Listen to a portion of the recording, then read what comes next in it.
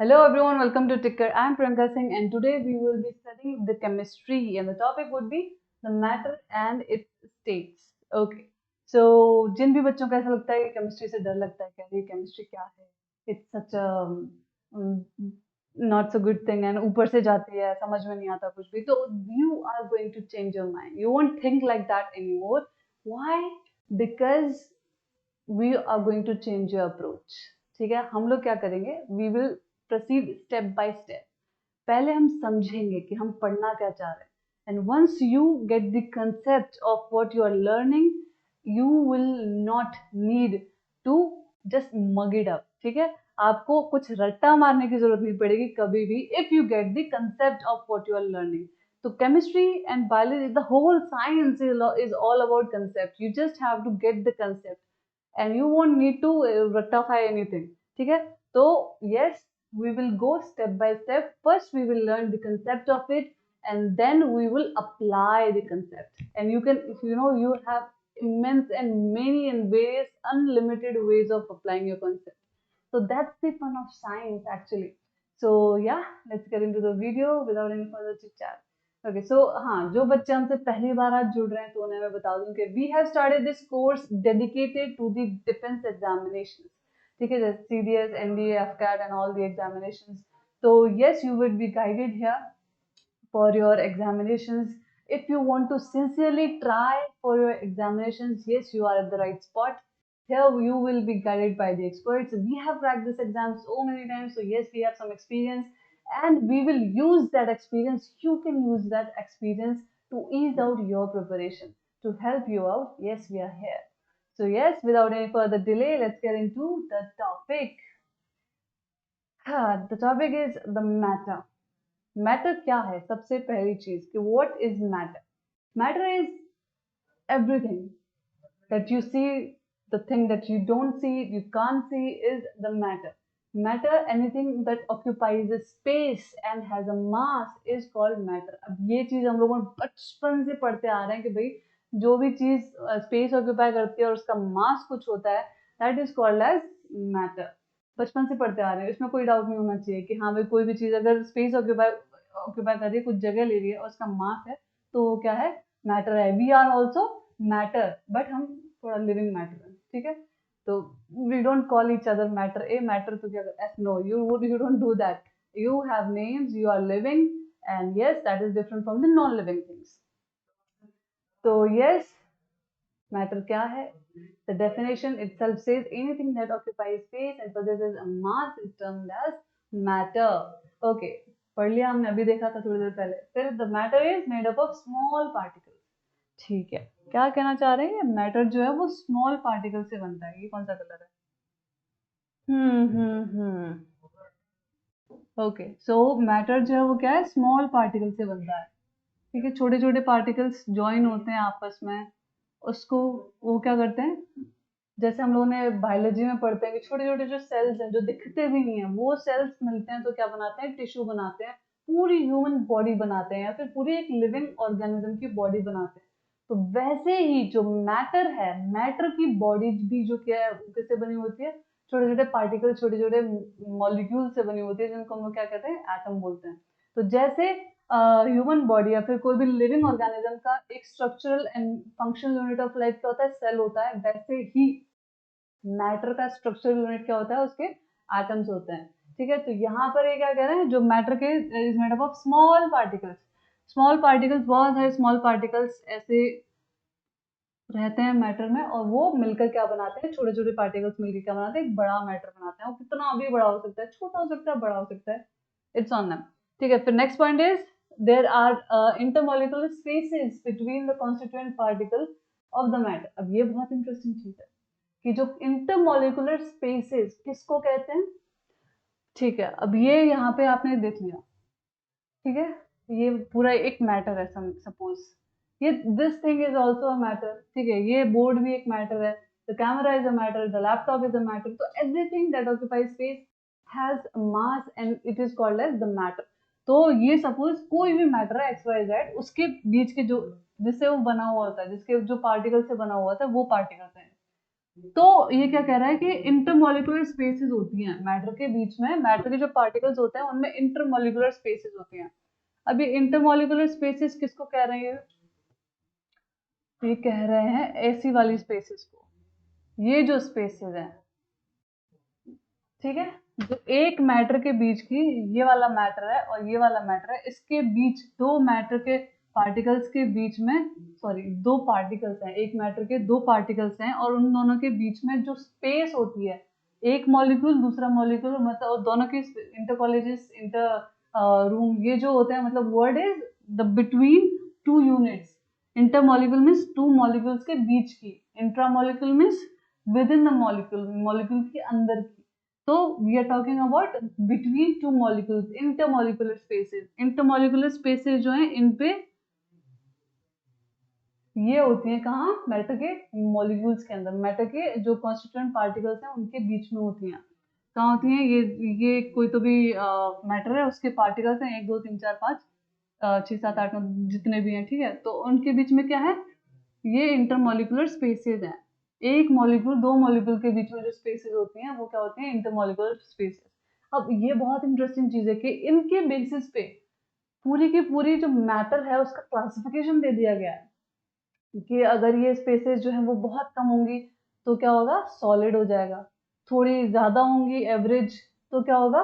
Liquid बन जाएगा वो। और बहुत ज्यादा होगी गैस तो क्या होगा? वो गैस बन जाएगा। तो yes, these are very interesting things कि क्या है, अगर आपकी, ठीक है, इसको इरेज करते हैं just to understand what I am saying, ठीक है।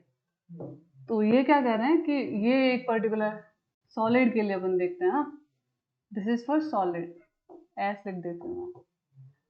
ये एक पर्टिकुलर सॉलिड का मैटर है और उसका मैटर किससे बनी होती है? पार्टिकल से बनी होती है। तो हम क्या कह रहे थे? पार्टिकल्स के बीच में गैप्स होती हैं, इंटरमोलिकुलर स्पेसेस होती हैं। तो ये सॉलिड है, सॉलिड के बीच में जो है वो इतनी गैप है, बहुत कम गैप होती है, इतनी भी नहीं होती बहुत, पर मैं समझाने के लिए बता रही हूँ, थोड़ा सा समझ में आए कि गैप किस गैप की बात हो रही है, ठीक है। फिर ये क्या है? लिक्विड है, कोई तो भी लिक्विड है, ठीक है। अब लिक्विड के जो पार्टिकल्स होते हैं वो भी, लिक्विड भी मैटर है, तो मैटर है तो ऑब्वियसली पार्टिकल से बना हुआ होगा, तो लिक्विड के जो पार्टिकल्स हैं वो थोड़ा दूर दूर होते हैं, ठीक है, इससे ज्यादा दूर होते हैं, तो उनकी इंटरमोलिकुलर स्पेसेस जो होती हैं वो क्या होती हैं? थोड़ी ज्यादा होती हैं कंपेयर टू द सॉलिड्स, ठीक है। और फिर आता है आपका गैस, ठीक है, गैस की क्या होती है? तो बहुत ही ज्यादा दूर होती है, कहाँ ही होगी, ठीक है। ये स्पेस क्या है? बहुत ज्यादा स्पेस। तो कहना क्या हम चाह रहे हैं कि जो इंटरमोलिकुलर स्पेसेस है इनका ही खेल होता है सारे क्लासिफिकेशन में, कि वो मैटर का स्टेट कौन सा होगा वो डिसाइड करती है आपकी इंटरमोलिकुलर स्पेसेस, ठीक है। अगर स्पेस जो है वो बहुत कम होगा तो वो क्या होगी? ठोस चीज होगी, ठीक है। और अगर वो जो इंटरमोलिकुलर स्पेस जो है वो पार्टिकल्स के बीच में थोड़ा सा ज्यादा है तो वो क्या होगी? लिक्विड हो जाएगी।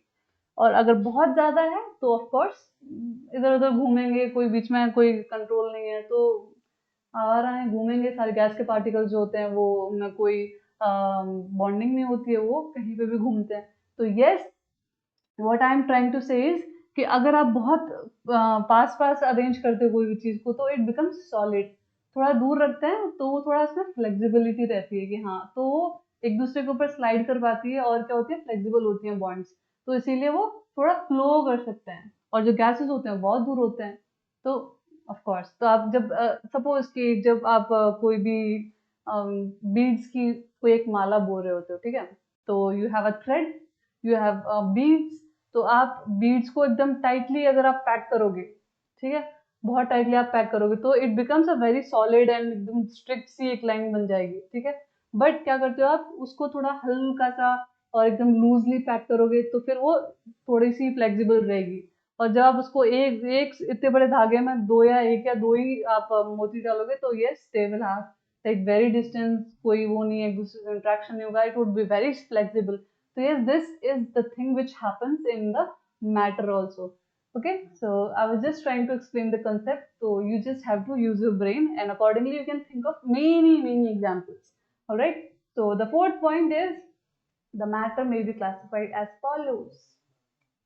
Matter as ओके, मैटर का क्लासिफिकेशन देखें। फिजिकल क्लासिफिकेशन मतलब मैटर में भी classified into 5 states, that is solid, liquid, gases, plasma, Bose-Einstein condensate, plasma and Bose-Einstein condensate state, sorry, plasma and Bose-Einstein condensate states can be seen in specific conditions. See, plasma हमें क्या पता, हम बचपन से क्या पढ़ते हैं, सॉलिड होता है, लिक्विड होता है, गैसेस होता है। प्लाज्मा और बोस आइंस्टीन कंडेंसेट स्टेट्स जो होती हैं, they are recently have been discovered. ठीक है, तो इनकी स्पेसिफिक कंडीशंस होती हैं, they have higher temperature and low temperature conditions, उनकी प्रेशर कंडीशंस अलग होती हैं, and they are formed in very exceptional states. ठीक है, और द केमिकल क्लासिफिकेशन कौन सा आता है आपका, pure substance and your mixtures. Classification में कौन से आएंगे, या तो आपके केमिकल क्लासिफिकेशन में या तो कोई भी सब्सटेंस जो है, मैटर जो है वो प्योर होगा, ठीक है, या फिर वो किसी चीज का मिक्सचर होगा, एक से दो, दो या दो से ज्यादा एलिमेंट्स का मिक्सचर होगा। ठीक है, फिर नेक्स्ट स्लाइड में चलते हैं। स्टेट्स ऑफ मैटर, मैटर की स्टेट्स कौन सी हैं। First state is your solid state. Solid state में हम लोगों ने क्या पढ़ा था, solid have a definite shape and definite volume. उनका एक डेफिनेट शेप होता है और डेफिनेट वॉल्यूम होती है। आप ऐसा, क्योंकि उनके क्या होते हैं, जो मॉलिक्यूल्स होते हैं, they are very closely packed, उनका जो इंटरमॉलिक्यूलर स्पेस होता है वो बहुत कम होता है, तो उनको मूवमेंट इतना फ्री नहीं होता है। ठीक है, आप जब बहुत ज्यादा भीड़ भाड़ में जाते हो, ठीक है, स्टेशन जाते हो आप, लोकल क्लिप पकड़ने के लिए आप जाते हो, तो बहुत ज्यादा भीड़ होती है। ठीक है, तो आपका मूवमेंट क्या होता है, रिस्ट्रिक्टेड हो जाता है कि यहाँ मुड़ो यहाँ मुड़ो, कहाँ मुड़ो। आपने कभी लोकल में ट्रैवल किया होगा तो you must have notice this thing कि जब लोकल एकदम पैक्ड होती है तो आपकी मूवमेंट एकदम रिस्ट्रिक्टेड हो जाती है कि अरे कहीं भी मुड़ नहीं सकता, पूरा दबे जा रहे हैं। तो you just want to have, what do you experience is compactness. ठीक है, तो वैसा ही किस में होता है, सॉलिड में होता है कि जो मॉलिक्यूल्स हैं वो क्या है, कॉम्पैक्टली पैक्ड होते हैं, वो ज्यादा फ्रीली मूव नहीं कर पाते, इसीलिए उनका जो शेप होता है वो एक ही रहता है, डेफिनेट रहता है। पेन जो है वो पेन ही रहेगा। ठीक है, ये ऐसा नहीं कि सुबह रात को हमने पेन ऐसा रखा था यहाँ पे, सुबह उठ के ये तोता बन गया। No, it's not like that, it will stay a pen only. ठीक है, फिर उसके बाद में आता है वॉल्यूम भी उनका फिक्स ही रहता है, सब कुछ फिक्स रहता है। Second, your second point says कि intermolecular forces operating between the molecules are very strong, due to which their position are fixed. Molecules can only vibrate to and fro about their mean position. ठीक है, तो वो क्या कह रहे हैं कि जो molecules होते हैं आपके, जो मैटर जिससे बना हुआ है, ये छोटे छोटे पार्टिकल्स जो होते हैं, उनकी बीच की जो इंटरमोलिकुलर फोर्सेस जो होती हैं, ऑब्वियसली मॉलिक्यूल्स अगर क्लोजली पैक्ड हैं तो उनको कुछ ना कुछ तो ऐसा है ना जो उनको पैक करके रख रहा है। ठीक है, उनको कुछ ना कुछ इज पुलिंग देम टुगेदर, और तो वो क्या होते हैं, वो होती है इंटरमोलिकुलर फोर्सेस। अब वो जो होती है सॉलिड में, दे आर वेरी स्ट्रॉन्ग, और इसीलिए वो एक दूसरे को कॉम्पैक्टली पैक करके रखती हैं। और क्या होता है, उन्हीं की वजह से जो मोशन है वो बहुत रेस्ट्रिक्टेड होता है, किसमें, सॉलिड्स में ज्यादा मूव नहीं कर पाता है ये। ठीक है, तो इसी वजह से क्या होता है कि जो मॉलिक्यूल्स हैं वो एक जगह पे फिक्स रहते हैं, they are just moving to and fro, थोड़ा बहुत ही उनका वाइब्रेशन होता है। ठीक है, अपने जगह पे ही फिक्स रहते हैं, बस हल्का हल्का सा, क्योंकि वाइब्रेशन तो होगा ही होगा। तो yes, they are just slightly moving to and fro vibration motion में। और फिर क्यों, क्योंकि उनके जो इंटरमॉलिकुलर जो फोर्सेस होते हैं, दे आर वेरी स्ट्रॉन्ग। फिर उसके बाद में थर्ड पॉइंट इज, जो molecules are closely packed and associated with minimum energy. जो मॉलिक्यूल्स हैं वो बहुत क्लोजली पैक्ड होते हैं, ऑफ कोर्स दिख रहा है, और उनमें जो एनर्जी होती है, उनकी काइनेटिक एनर्जी जो होती है वो बहुत कम होती है, मिनिमम होती है। अगर काइनेटिक एनर्जी ज्यादा होगी तो ऑफ कोर्स ये क्या करेंगे, भाग जाएगा। तो इसीलिए क्या क्या होती है, इनकी काइनेटिक एनर्जी जो होती है वो कम होती है सॉलिड्स की। सबसे ज्यादा किसमें होगी, जो गैशियस। ठीक है, फिर yes, we will move on to next slide. Okay, ये क्या कह रहे हैं, the melting point of a solid is an indication of the strength of intermolecular forces. Very important to note. Melting point क्या होता है, सॉलिड्स क्या होते हैं, गर्म करोगे तो मेल्ट हो जाएंगे। लिक्विड्स क्या होते हैं, गर्म करोगे तो वेपोराइज हो जाएंगे। तो क्या होता है, हमेशा ट्रांसफर किस में होगा, अगर आप स्टेट्स चेंज करें तो सॉलिड से पहले लिक्विड में होगा, कायदे से अगर आप देखा जाए तो, बाकी एक्सेप्शंस आर ऑलवेज देयर। और लिक्विड से गैस में होगा, तो आप सॉलिड को अगर आप हीट प्रोवाइड करोगे तो इट विल पहले बिकम अ लिक्विड, मेल्ट होके लिक्विड बनेगा, और फिर अगर लिक्विड से लिक्विड को आप हीट करोगे तो वो वेपराइज होके क्या बन जाएगा, गैस बन जाएगा। ठीक है, तो अब यहाँ पे क्या कह रहे हैं कि melting point of a solid, अगर आपको किसी सॉलिड को मेल्ट करना है तो वो किस पे डिपेंड करेगा, इसके जो इंटरमॉलिक्यूलर फोर्सेस हैं, जो एक मॉलिक्यूल को दूसरे मॉलिक्यूल से पकड़ के जो उन्होंने रखा हुआ है, जिन फोर्सेस ने पकड़ के रखा हुआ है, उन पे डिपेंड करता है आपका मॉलिक्यूल जो मेल्टिंग पॉइंट है वो। कैसे, अगर ये जो फोर्सेस हैं बहुत स्ट्रांग है, एक दूसरे को बहुत एकदम स्ट्रांगली पकड़ा हुआ है, तो आपको ज्यादा एनर्जी लगेगी, ज्यादा हीट लगेगी उसको तोड़ने के लिए, ये फोर्सेस को ब्रेक करने के लिए। तो इसीलिए मेल्टिंग पॉइंट जो है वो क्या होता है, हाई होता है। ज्यादा टेम्परेचर आपको लगता है, मेल्टिंग पॉइंट लो होगा तो कम टेम्परेचर भी टूट जाएगी, ब्रेक हो जाएगी और मेल्ट हो जाएगा। पर मेल्टिंग पॉइंट क्या होता है, ऐसा टेम्परेचर जिसपे सॉलिड जो है वो मेल्ट होना शुरू हो जाए। तो अगर ये जो फोर्सेज हैं, ये जो इंटरमॉलिक्यूलर फोर्सेज हैं, ये बहुत ज्यादा स्ट्रॉन्ग है, तो आपको क्या लगेगा, ज्यादा हीट करना पड़ेगा, और फिर ज्यादा हीट करोगे तो तब जाके वो कहीं ना कहीं मेल्ट होगा।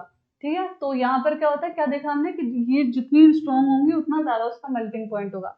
यहाँ पे वही लिखा हुआ है, intermolecular forces of attraction, melting point of a solid is directly proportional to the strength of the intermolecular forces. ठीक है, तो जितना जो इंटरमॉलिक्यूलर फोर्सेस जितनी स्ट्रांग होंगी उतना ज्यादा आपको लगेगा टेम्परेचर, उतना ज्यादा मेल्टिंग टेम्परेचर होगा उसका, मेल्टिंग पॉइंट। ठीक है, फिर next is your solid can be of the following type. Solid क्या होते हैं, दो टाइप के हो सकते हैं। First is amorphous solid. Amorphous में क्या होता है, ये constituent particle do not possess the orderly arrangement over the long range, that is your glass, rubber, plastic etcetera. Glass is a super cool liquid, हाँ वो तो सबको ही पता है। हाँ, तो क्या कहना है कि अमॉर्फस जो सॉलिड्स हैं वो क्या है कि इनके जो कॉन्स्टिट्यूएंट पार्टिकल्स होते हैं वो ज्यादा टाइम तक अरेंज नहीं रहते हैं। ठीक है, they are not very very finely arranged. तो इसीलिए क्या होता है कि ये जो पाउडरी जो सब्सटेंसेस होते हैं ना, वो they come into the soft and powdery things, they comes into the amorphous solids. और for example your glass is there, your rubber is there, plastic is there and glass is there. तो यहाँ पर इनके जो particles हैं वो ज्यादा time तक एक ऑर्डरली अरेंजमेंट में नहीं रहते हैं। ऑलराइट, फिर next is your crystalline solid. It says कि constituent particles are arranged in an orderly arrangement over a long range। ठीक है, तो इनका अरेंजमेंट जो है वो काफी लॉन्ग रेंज तक, मतलब काफी ज्यादा हाईली अरेंज्ड होते हैं ये लॉन्ग रेंज में, मतलब काफी टाइम तक ये अरेंज ही चलते हैं इसके मॉलिक्यूल्स। ठीक है, अगर वो ऐसा है तो हर एक मॉलिक्यूल ऐसे ही अरेंज होगा काफी टाइम तक। ठीक है, और एमॉर्फस में क्या देखा हमने, कुछ देर ऐसे ऐसे अरेंज है, बाकी फ्री टाइम में ऐसे ऐसे हो जाएगा, या फिर ऐसा ऐसा हो जाएगा। तो this is they are arranged, compactly arranged, but इसमें इरेगुलर होते हैं अमॉर्फस में। क्रिस्टलाइन में they are finely arranged. Alright, फिर चलते हैं नेक्स्ट स्लाइड पे, that is your liquids. Okay, liquids में क्या होता है, these are the characteristics of liquid. Liquids have no definite shape but have definite volume. Shape नहीं होता पानी का, कोई शेप नहीं होता, बट पानी का वॉल्यूम डेफिनेट होता है कि हाँ जितना आपने, अगर वो इवेपोरेट नहीं हुआ है तो जितना आपने पानी छोड़ा था वो आपको उतना ही मिलेगा। ठीक है, फिर next point is intermolecular forces operating between the molecules are weak due to which they can slide over one another but can not escape the boundary in normal conditions. ये क्या कहना है कि ये हमने सॉलिड का देखा था, सॉलिड में इतना ही गैप होता है, इंटरमॉलिक्यूलर गैप। लिक्विड्स में थोड़ा ज्यादा होता है। ठीक है, तो यहाँ पे ये इतना मूवमेंट इतना अलाउड नहीं है, ये बस ऊपर नीचे या फिर टू एंड फ्रो ही मूव कर सकता है। ठीक है, बट ये जो गैप है, ओहो,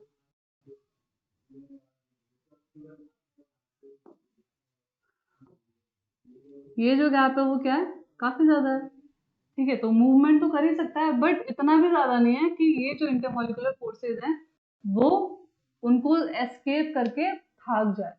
ठीक है, फोर्सेस वहां पे काम कर रही हैं बट इतनी ज्यादा स्ट्रॉन्ग नहीं है कि उसको पास में पकड़ के रखें, थोड़ी लिबरल फैमिली टाइप की है। ठीक है, तो यस, यहाँ पर क्या होगा, वो छूट के नहीं जाएगा, दूसरा मॉलिक्यूल एक दूसरे को छोड़ के नहीं जाएंगे, बट हाँ they have a very loose string attach, तो ऐसे ऐसे घूमते रहेंगे, मूवमेंट होती रहेगी एक दूसरे के ऊपर, ऐसे they can slide one another, they have layers, they can slide one another, but they will not leave the boundary of the they will not leave the boundary in the normal condition until unless आपको बहुत ज़्यादा कोई heat apply करी हुई है और आपकी bond तोड़ दी गई है, तो उस कंडीशन में आप evaporate हो सकते हो, otherwise you will stay in that particular state only. ठीक है, फिर उसके बाद में आ रही है आपके next point, molecules are closely packed and associated with intermediate state, intermediate energy due to motion. ठीक है, अब ये क्या कह रहे हैं कि जैसे हमने पढ़ा था कि सॉलिड में क्या होती है, मिनिमम एनर्जी होती है, काइनेटिक एनर्जी जो मिनिमम होती है, इनमें क्या होती है, इंटरमीडिएट होती है, ना ज्यादा कम ना ज्यादा ज्यादा। तो इनकी क्योंकि मूवमेंट काफी ज्यादा स्कोप है इनके पास में मूव करने का, ठीक है, दूर दूर है तो मूव कर सकते हैं, तो इसलिए इनकी जो काइनेटिक एनर्जी होती है वो इंटरमीडिएट होती है। ठीक है, फिर next is your gases. Gases क्या होती हैं? Gases are neither definite shape not definite volume. Of course gas का कोई शेप नहीं होता, कोई वॉल्यूम नहीं होता। इंटरमोलिकुलर फोर्सेज जो होती हैं वो काफी वीक होती हैं और इसकी वजह से इनका जो कोई भी पोजीशन है वो फिक्स नहीं होता, they can move freely. Next point is molecules are wide apart and are associated with maximum energy. इनकी जो मॉलिक्यूल की स्पेसेस जो होती हैं वो काफी दूर दूर होते हैं ये, ठीक है, तो इनके बीच की जो ये होती हैं क्या बोलते हैं इंटरमोलिकुलर फोर्सेज होती है बहुत वीक होती है, तो ये फ्रीली मूव कर सकते हैं, कहीं पे भी जा सकते हैं।